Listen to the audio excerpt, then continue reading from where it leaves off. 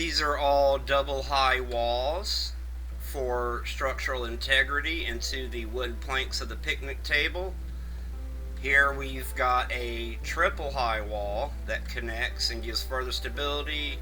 I build further into this part of the wooden plank of the picnic table. This provides structural stability. You can see that supporting 0 on a whole bunch of these structures. That supporting 0 lets you know that you can move it and your base won't fall apart because everything's not being held up by one single point of failure. And let's drop down here. Again, building into the wooden plank of the picnic table, providing structure. I've got convenience. I can get around and walk up here without having to jump because of the way I got all the roofing positioned. Got seating, got lighting, construction. Boom. This was real aggravating. You used to have to climb that. You used to have to climb that. It's called a weed stem. Wow, I found the words. Anyway, you used to have to climb that to get up here all the way to this one point, and then you harvest it, and then you try and grab as many pieces as you can, and then you drop down. And anyway, it's just so much easier to do it this way. They don't fall everywhere. They're right there, easy to pick up. You can climb down, or you can jump down from this area. This is another little spot that I was using, but I've moved the camp items that I had up in there. That was one of my break rooms during construction. And yeah, I can access that whole area from down here. I don't have to go over there. I don't have to walk up that handle. I don't have to go all the way down there. I don't have to go over there. I don't have to cross up onto the cooler. I don't have to go all the way up onto there. I can just climb this ladder and go straight up there. And I can go to the cooler and go straight up from the cooler to the picnic table. Bada bing, bada bing, bada bing. And I gotta show you how I built this, because this is the most complex part. Man, figuring out how to get that plant right now. Okay, I'm just kidding. That was anyway. But I hope I touched on all the parts that people were curious about. I know for a fact that at least one of the areas was this. That tight little area right up there. That was something like okay, how did you do that?